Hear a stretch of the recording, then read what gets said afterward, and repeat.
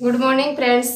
आज का अपना वीडियो रहेगा टोटल डिफरेंशियल इक्वेशन में अपन देखेंगे जनरल मेथड। इससे पहले अपन 3 मेथड देख चुके हैं और यह चौथा मेथड अपना रहेगा जनरल मेथड। जनरल मेथड में अपन क्या करेंगे वो आगे देखेंगे, लेकिन पीछे के 3 मेथडों में अपन ने क्या देखा वो फर्स्ट मेथड तो जो अपना नॉर्मल मेथड था कि क्वेश्चन डायरेक्ट अपने को इतना चेक करना था कि अपना क्वेश्चन इंटीग्रेबल है या नहीं, और क्वेश्चन इंटीग्रेबल होते ही अपन ने डायरेक्ट उसको इंटीग्रेशन करके फाइनल सॉल्यूशन उसका निकाल दिया था। और सेकंड अपना क्या रहा था, सेकंड अपना रहा था होमोजीनियस वाला, जिसमें समघाती था यानी कि घात समान होने पर अपन ने मेथड यूज किया था। और थर्ड अपना मेथड था ऑक्सिलरी इक्वेशन। तो होमोजीनियस तो केवल समघात के लिए यानी जिसमें इक्वल पावर उसी के लिए फॉलो होता है, लेकिन अपना ऑक्सिलरी इक्वेशन का जो मेथड था वो प्रत्येक क्वेश्चन पर अपन अप्लाई कर सकते हैं। और अपने एमएससी के एग्जाम तक ये भी नहीं होता कि ऑक्सिलरी से करो या होमोजीनियस से करो या जनरल मेथड से करो। जिस मेथड से क्वेश्चन सोल्व हो जाता है उसी से अपन कर देते हैं। क्वेश्चन में यह नहीं दिया होता कि ऑक्सिलरी मेथड लगाना है, होमोजीनियस लगाना है या जनरल लगाना है या नॉर्मल लगाना है। जो मेथड अपना यूज हो जाए उसी से सोल्व करके अपने को सॉल्यूशन फाउंड आउट करना होता है। तो आज अपन फोर्थ मेथड सीखने जा रहे हैं, जनरल मेथड।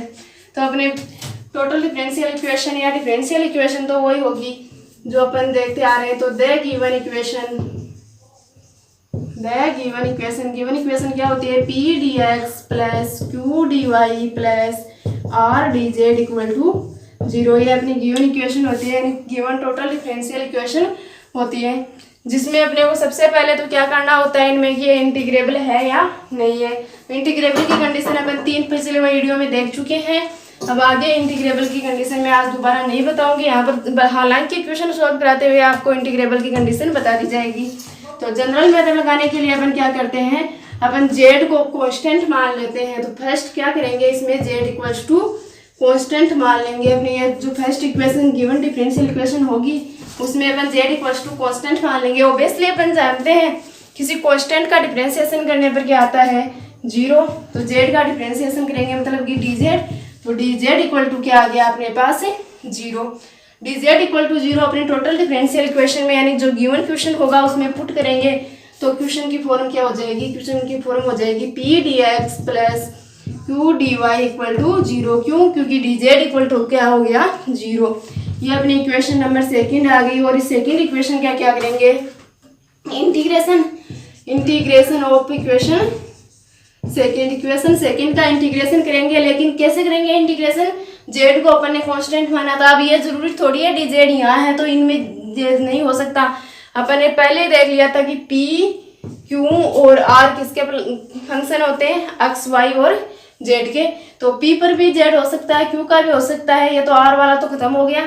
तो इसमें अपन क्या लेंगे, जेड को कांस्टेंट लेकर करेंगे। तो regarding as constant Z,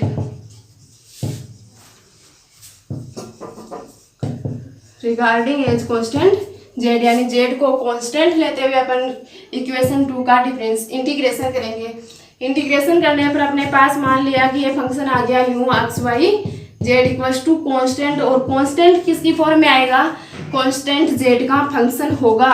constant क्या होगा, जेड का फंक्शन होगा। कांस्टेंट जेड का फंक्शन क्यों होगा, तो कांस्टेंट जेड का फंक्शन इसलिए होगा कि अपन ने जेड को क्या माना है, ऊपर कांस्टेंट माना है, इसलिए उस कांस्टेंट को जेड का फंक्शन लेना है। तो इंटीग्रेशन करने पर अपने पास जो फॉर्म आएगी उस फॉर्म का अपने को क्या करना है, डिफरेंशिएशन करना है। क्या करना है, इसका अपने को डिफरेंशिएशन करना है, differentiation of about equation, differentiation of about equation.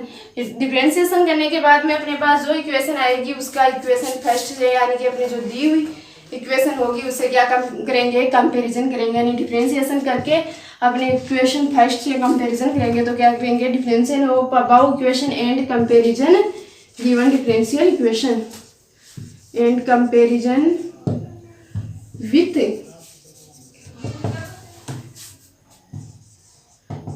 Given differential equation. Differentiation करके अपनी दी हुई इक्वेशन से क्या कर देंगे, उसका कंपैरिजन कर देंगे। तो कंपैरिजन करने पर क्या फाउंड आउट होगा अपने पास में, कंपैरिजन करने पर अपन एफ डैश जेड की वैल्यू फाउंड करेंगे, एफ डैश जेड आएगा अपने पास। तो डिफरेंशिएशन कंपैरिजन करके वी गेट अपन क्या प्राप्त करेंगे, अपन प्राप्त करेंगे एफ डैश इक्वल्स टू अपन प्राप्त करेंगे और जो वैल्यू आएगी वो क्या होगी, जेड का फंक्शन होगी। जो वैल्यू आएगी वो किस में आएगी अपने पास, function of z. F dash z की जो वैल्यू आ जाएगी वो क्या आ जाएगी, फंक्शन ऑफ जेड आ जाएगी। और फिर ये इक्वेशन अपनी 3 बन जाएगी और इस 3 इक्वेशन का क्या कर देंगे, इंटीग्रेशन कर देंगे। इंटीग्रेशन करने पर एफ डैश जेड तो क्या हो जाएगा, एफ जेड हो जाएगा। और अपने को एफ जेड की वैल्यू फाउंड आउट करनी है फंक्शन में पुट करने के लिए, तो एफ डैश जेड की वैल्यू आ जाएगी इंटीग्रेशन पे। तो क्या करेंगे, इंटीग्रेशन ऑफ इक्वेशन थर्ड, और इक्वेशन थर्ड का इंटीग्रेशन करने पर जो वैल्यू आएगी वो ही अपना क्या हो जाएगा, रिक्वायर्ड सॉल्यूशन हो जाएगा, रिक्वायर्ड सॉल्यूशन। तो जनरल मेथड में करना क्या है, बिल्कुल इजी सा मेथड है जनरल मेथड। जनरल मेथड में अपने को करना है, जेड को कांस्टेंट लेंगे, जेड को कांस्टेंट लेंगे तो ऑब्वियसली डी जेड क्या हो जाएगा, 0। तो अपनी गिवन डिफरेंशियल इक्वेशन में डी जेड को 0 पुट करेंगे, जो इक्वेशन बचेगी वो नया फॉर्म ले लेगी और उसका क्या कर देंगे, इंटीग्रेशन। इंटीग्रेशन करते वक्त ये ध्यान रखना कि अपन ने क्या लिया था, जेड को कांस्टेंट लिया था। तो जेड कांस्टेंट लिया था तो रिगार्डिंग कांस्टेंट एज जेड, यानी जेड को कांस्टेंट लेते हुए अपन सोल्व कर रहे हैं। तो अपना कांस्टेंट लिया था जेड को, तो जो कांस्टेंट आएगा वो क्या आएगा, जेड का फंक्शन आएगा। और इस जेड के फंक्शन को ही अपने को सोल्व करना है। जेड के फंक्शन का फिर क्या करना है, इस टर्म का डिफरेंशिएशन करके अपने गिवन डिफरेंशियल इक्वेशन से क्या कर देंगे, कंपैरिजन। लेकिन यह ध्यान रखना, डिफरेंशिएशन करते वक्त जेड कांस्टेंट नहीं रहेगा, क्योंकि अपने इंटीग्रेशन के लिए माना था और वो हो गया। अब डिफरेंशिएशन में जेड अपना कांस्टेंट नहीं है, जेड का फंक्शन बन रहा है। तो अपन जेड डिफरेंशिएशन करके कंपैरिजन करेंगे। कंपैरिजन करने पर अपने को क्या प्राप्त होगा, एफ डैश जेड की वैल्यू प्राप्त होगी। और वो एफ डैश जेड की वैल्यू भी किसका फंक्शन होगी, जेड का फंक्शन होगी। वो एक्स वाई का नहीं होगी, वो सिर्फ और सिर्फ किसका फंक्शन होगी, जेड का फंक्शन होगी। और उसका इंटीग्रेशन करने पर अपने पास रिक्वायर्ड सॉल्यूशन आ जाएगा। तो ये था अपना जनरल मेथड। क्वेश्चन देखते हैं इस पर। क्वेश्चन है अपना 3x² dx plus 3y² dy minus x³ plus y³ plus e⁻²z dz equal to 0। सबसे पहले तो अपन क्या करेंगे, सबसे पहले अपन चेकआउट करेंगे कि इक्वेशन फर्स्ट है वो इंटीग्रेबल है या नहीं है। तो इंटीग्रेबल की वो कंडीशन रहेगी जो अपन ने पहले वीडियो में देखा है। तो अपन अपनी गिवन डिफरेंशियल इक्वेशन से कंपैरिजन करके इसे यहाँ पर निकालेंगे। है p equal to 3x², q equal to 3y² और r इक्वल टू क्या आ जाएगा, minus x³ plus y³ plus e⁻²z। Comparison करके निकालेंगे p dx plus q dy plus r dz equal to 0 से। तो p आ गया 3x², q 3y² और r equal to minus x³ plus y³ plus e⁻²z। क्या करेंगे, here the condition of integrability, integrability की condition check करेंगे। Here the condition of integrability.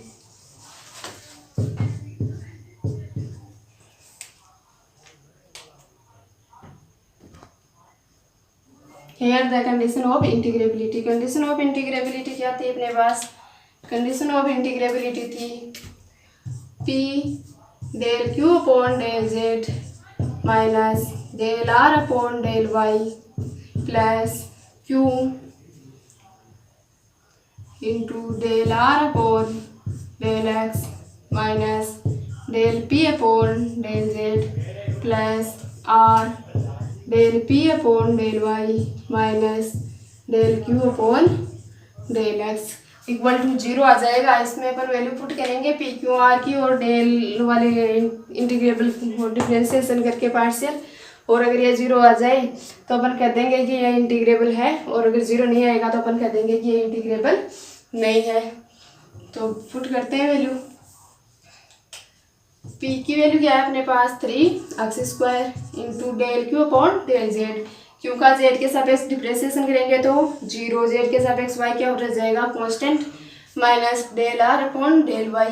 Are का y के सापेक्ष करेंगे तो x तो वाई के सापेक्ष कांस्टेंट, और y³ का क्या हो जाएगा 3y³ 3y² और माइनस साथ में है तो -3y², तो माइनस माइनस क्या हो गया +3y²। और z भी क्या रह जाएगा कॉन्स्टेंट y के सापेक्ष, प्लस q की वैल्यू क्या है 3y² into del r upon del x। r का किसके सापेक्ष, अक्ष के सापेक्ष। r का अक्ष के सापेक्ष करेंगे तो अक्ष क्यूब का क्या हो जाएगा 3x² और साथ में माइनस तो -3x²। y कांस्टेंट और z भी कांस्टेंट अक्ष के सापेक्ष, minus del p upon del z। p का z के सापेक्ष करेंगे, p में क्या है 3x² जो z के सापेक्ष कांस्टेंट है तो -0 प्लस r, लेकिन r की वैल्यू क्या है -x³ plus y³ plus e⁻²z into del p upon del y। p का y के सापेक्ष, भी क्या आएगा 0, क्यों अक्ष है जो y के सापेक्ष कांस्टेंट है। Minus del q upon del x, q का अक्ष के सापेक्ष क्या आ जाएगा 0, इसमें y है जो अक्ष के सापेक्ष क्या रहेगा कांस्टेंट रहेगा।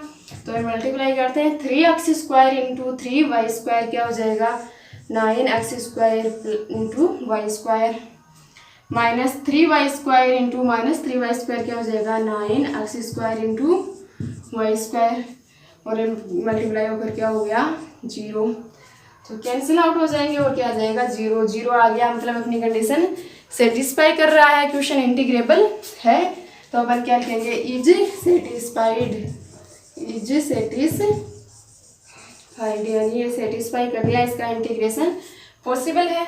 और इंटीग्रेशन पॉसिबल है और अपन कौन से मेथड से इसका इंटीग्रेशन करने जा रहे हैं, अपन जनरल मेथड से इंटीग्रेशन करेंगे। तो जनरल मेथड लगाने के लिए क्या मानना है अपने को z इक्वल्स टू कॉन्स्टेंट, क्या लेना है z equal to constant. z equals to constant लेंगे तो क्या बनेगा dz equal to 0, dz equal to 0 अपनी इक्वेशन फर्स्ट में पुट करते हैं। तो put dz equal to 0 in equation first में पुट करते हैं dz इक्वल टू 0, तो क्या फॉर्म बनती है 3x² dx plus 3y² dy equal to 0। dz वाली टर्म क्या हो जाएगी 0 हो जाएगी, ये टर्म 0 से मल्टीप्लाई होकर के तो नया फॉर्मेट आ गया अपने पास इक्वेशन का। अब इसका क्या करना है अपने को करना है इंटीग्रेशन। कब करना है इंटीग्रेशन, z को कांस्टेंट लेते हुए क्या करना है इसका इंटीग्रेशन। तो अपन लिखेंगे इंटीग्रेशन ऑफ इक्वेशन सेकेंड कब, जब z क्या है कांस्टेंट। तो क्या लिखना पड़ेगा रिगार्डिंग एज कांस्टेंट z, यानी z को कांस्टेंट लेते हुए अपन लिखेंगे। तो रिगार्डिंग एज कांस्टेंट z को कांस्टेंट लेते हुए इंटीग्रेशन करेंगे। z को कांस्टेंट लेते हुए इंटीग्रेशन कर रहे हैं,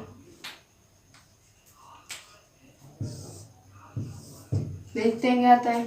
3x² dx, अक्ष स्क्वायर का क्या हो जाएगा dx के सापेक्ष इंटीग्रेशन हो जाएगा x³ upon 3 plus 3y² dy, इसका क्या हो जाएगा 3 into y³ upon 3 equals to constant.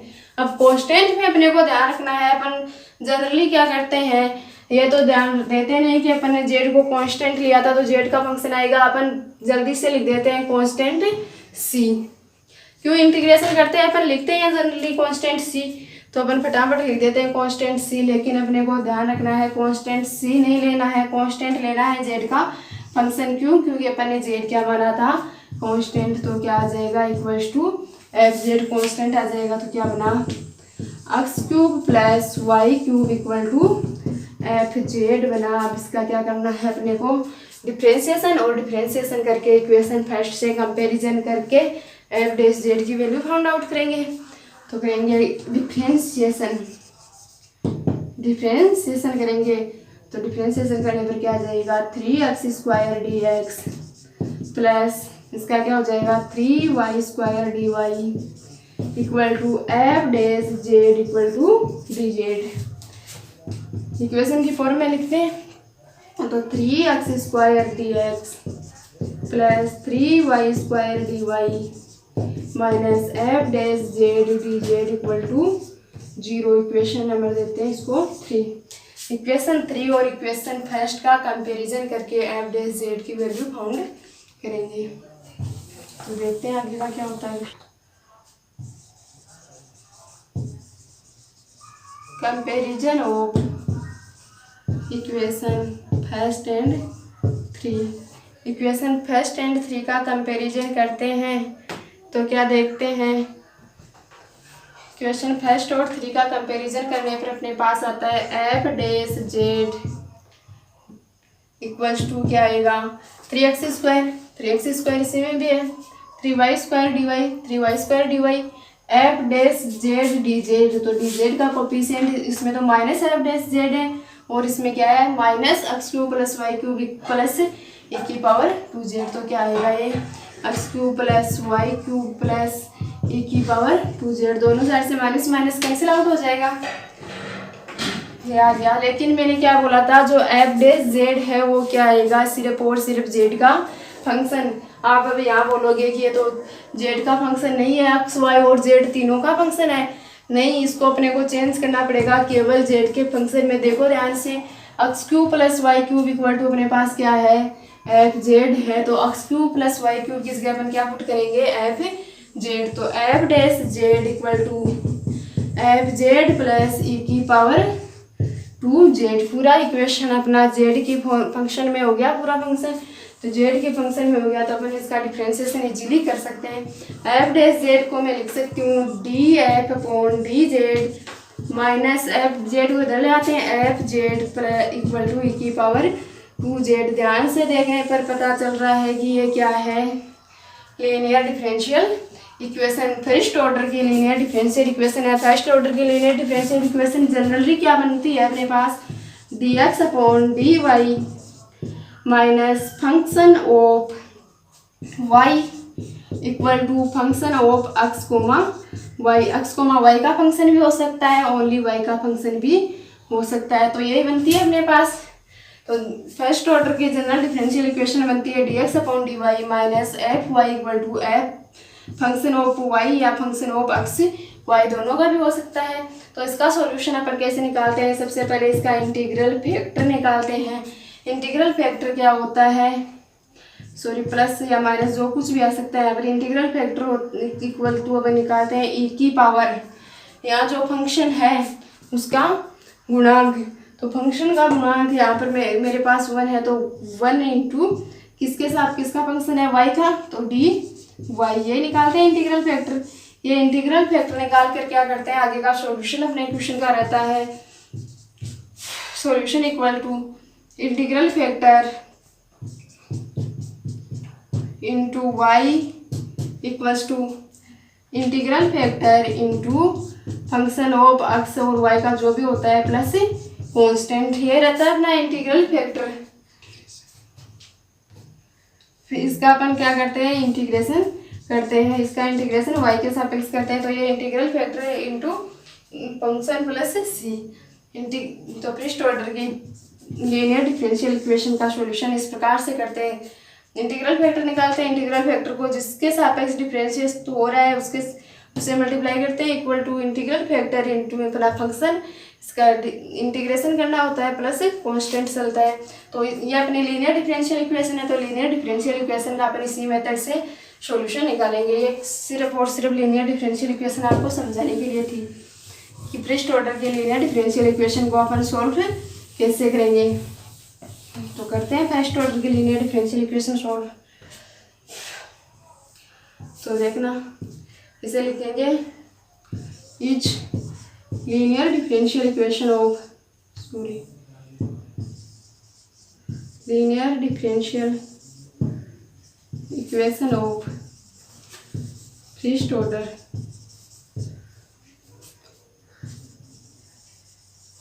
ये क्या है अपने पास फर्स्ट ऑर्डर की लीनियर डिफरेंशियल इक्वेशन। तो इसको सॉल्व करने के लिए निकालते हैं integral factor equal to e की पावर क्या है यहाँ पर एफ जेड का कोफिशिएंट -1। तो ई की पावर माइनस डी इसके सापेक्ष डिफरेंशिएशन हो रहा है इसका, तो जेड के सापेक्ष, तो डी जेड इक्वल टू क्या आ जाएगा, ई की power minus z. D z का डिफरेंशिएशन इंटीग्रेशन क्या हो गया, जेड। तो ये अपना क्या आ गया, इंटीग्रल फैक्टर। आगे निकालते हैं सॉल्यूशन। सॉल्यूशन कैसे निकलेगा, z into integral factor equals to, solution अपन निकालेंगे अपना फंक्शन। फंक्शन क्या है, एफ जेड, तो f z into, sorry f z को सही लिखते हैं, f z into integral factor equal to integration of e की पावर टू जेड, अपना जो फंक्शन है वो, into integral factor. Integral factor क्या है अपने पास, ई की power minus z d z plus constant c. अब अपन ये मत बोलना कि कॉन्स्टेंट तो जेड का फंक्शन आना चाहिए, नहीं, वो जेड कांस्टेंट अपन ने जो लिया था वो ऊपरी सोल्व हो चुका है अपने। अब यहाँ पर जेड कांस्टेंट नहीं है, जेड फंक्शन के रूप में काम कर रहा है। वहाँ पर जेड फंक्शन के रूप में काम नहीं कर रहा था, कांस्टेंट के रूप में काम कर रहा था, लेकिन यहाँ पर तो पूरी इक्वेशन ही अपने जेड की फंक्शन के रूप में है, तो जेड फंक्शन के रूप में, वेरिएबल के रूप में काम कर रहा है। तो आगे सोल्व करेंगे, तो एफ जेड इंटू ई की power minus z equal to integration e की power two z into e की पावर माइनस जेड, क्या हो जाएगा, बेस सेम होने पर पावर का एडिशन हो जाता है, तो ई की power two z minus z क्या बन जाएगा, ई की power z d z plus c, क्या आएगा, एफ जेड इंटू ई की power minus z equal to, e की पावर जेड का इंटीग्रेशन क्या होता है, ई की पावर जेड प्लस कॉन्स्टेंट सी में ई की पावर माइनस जेड का उधर मल्टीप्लाई कर देती हूँ, तो क्या बन जाएगा, ई की पावर, सॉरी डिवाइड जाएगा, F Z equal to e की पावर जेड अपॉन ई की पावर माइनस जेड, माइनस का है ऊपर जाकर क्या हो जाएगा प्लस का, तो क्या बनेगा ई की पावर टू जेड प्लस ये क्या हो जाएगा ई की सी इंटू ई की पावर जेड। अब अपने पास एफ जेड जो फंक्शन है उसकी वैल्यू आई थी पहले, वो पुट कर देते हैं और अपना ये फाइनल सॉल्यूशन आ जाता है। तो एफ जेड की वैल्यू क्या आई थी, एफ जेड की वैल्यू आई थी x cube plus y cube equal to e की power two z plus c e की पावर जेड। ये देखो अपना जो फाइनल सॉल्यूशन आ रहा है वो एक्स वाई और जेड तीनों के फंक्शन के रूप में है। और यही अपने आज तक जितने भी मेथड सीखे हैं उसमें ये सीखा है कि चाहे किस भी फॉर्म में लेकर अपन क्वेश्चन को सॉल्व करें, लेकिन फाइनल आंसर अपने क्वेश्चन के फंक्शन के फॉर्म में आना चाहिए। तो फाइनल आंसर अपना एक्स वाई और जेड के फंक्शन के रूप में आ गया। यहीं पर अपने यूनिट फर्स्ट का पार्ट आधा खत्म होता है, जिसमें टोटल डिफरेंशियल इक्वेशन के 4 मेथड चलते हैं। अब इसमें यह तो ज़रूरी है नहीं कि आप कौन से मेथड से इसको सॉल्व करोगे, जो मेथड आपको उस टाइम पर आए उसी मेथड से आप क्वेश्चन को सॉल्व कर सकते हैं। तो ये 4 वीडियो के माध्यम से अपने फर्स्ट यूनिट हाफ कंप्लीट होती है, यानी 10 नंबर अपने कवर होते हैं और बाकी के अपने 10 नंबर आते हैं मोंगेज मेथड के। तो अगले में अपन देखेंगे नेक्स्ट में मोंगेज मेथड।